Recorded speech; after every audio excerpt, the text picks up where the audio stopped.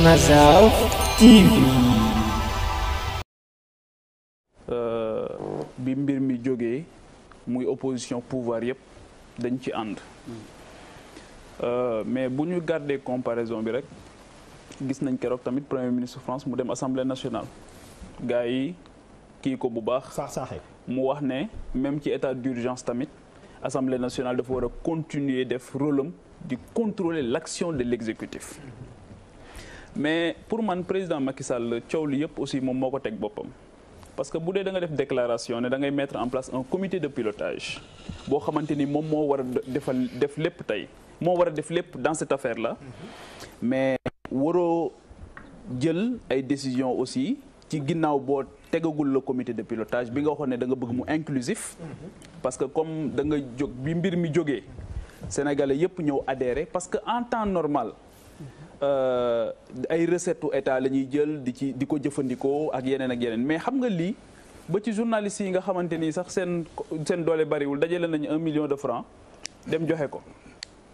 sëñ Mountakha jóge fa la joxe 200 millions ñi nga xamante ni mooy les couches li ku nekk jël sa dërëm joxe xam nga xaalis boobu nag saytu ko ak jaarale ko yoon ba nit ñi seen xel dal ci baaxoon na jamono ju nekk waaye ji la raw léegi lan moo tax suspicion bi jóg xëy na mooy que président Macky Sall sa première sortie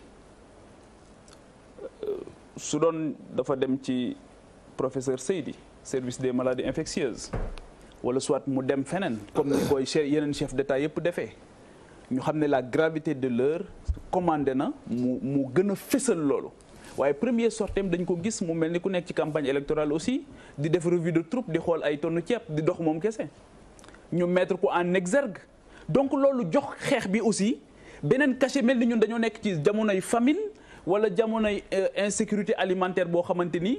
toll nañ ci muy wane noonu daal ne am na butin de guerre xawma wala nan lañ koy tuddee boo xamante ni ñëw na alors que ci guerre sanitaire la ñu nekk guerre sanitaire da ngay xam lan ngay jox dayo bi nga xamante ni moom moo gën a mag su defoon loolu ba pare leneen li comité de pilotage bi gérer ko su boobaa dina gën a am coow li yëpp mën na cee bañ a jóg leneen li nga xamante ni bëgg naa ko wax mooy sur la forme c'est-à-dire pourquoi Mansour Faye di def conférence de presse am ministère de la santé non fa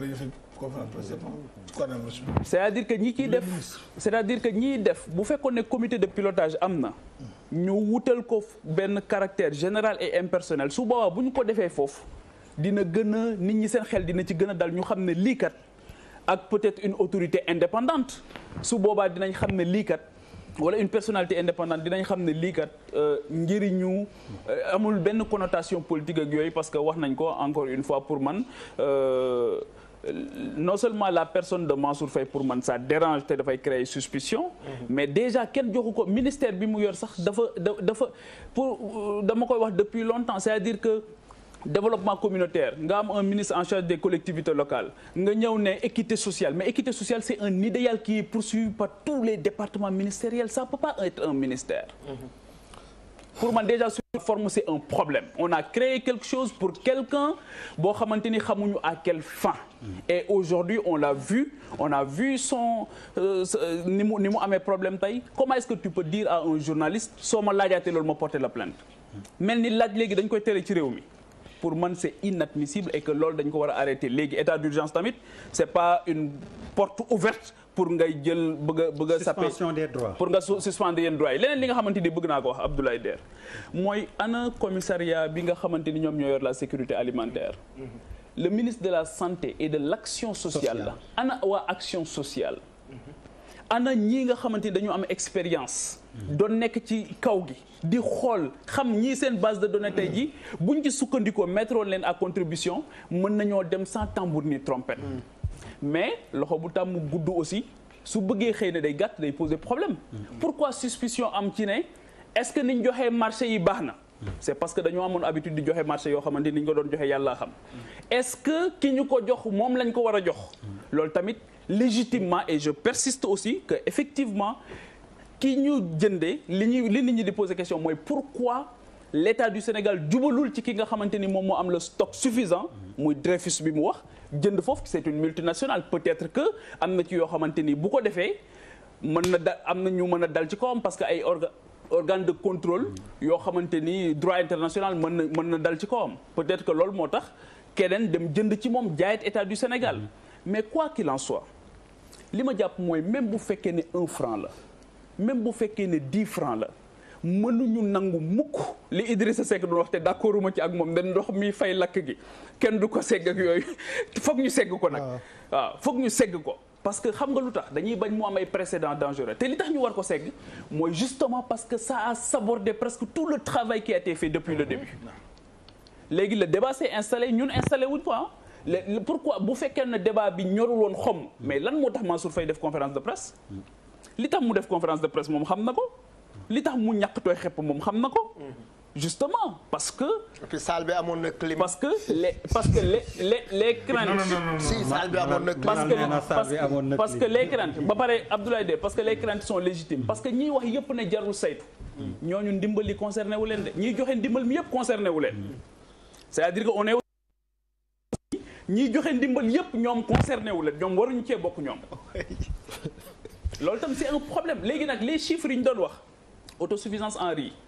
Serigne bi Faye léegi li mu wax dafa am solo loolu mooy la réalité du Sénégal léegi est-ce que bàyyi nañ léegi taux de croissance léegi est-ce que bàyyi nañ waxu émergence coronavirus nous ramène à la dure réalité du Sénégal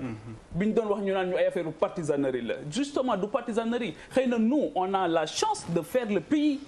de tâter le pouls soo génnee Dakar gii wala bala ngay génn Dakar fii nga am problème nga gis nit ñi ni ñuy dundee nga dem foo xamante ni gis nit ñi accès à l'eau accès universel li ñuy wax nii Mame Boye Diao xam na ci dara il vient de Kolda la réalité mooy tey nit ñi dañ leen di jox lu ñu saabu bu ñu sangoo tous les hommes politiques sont sur le terrain pour maye saabu on est dans un pays boo xam les gens amuñu saabu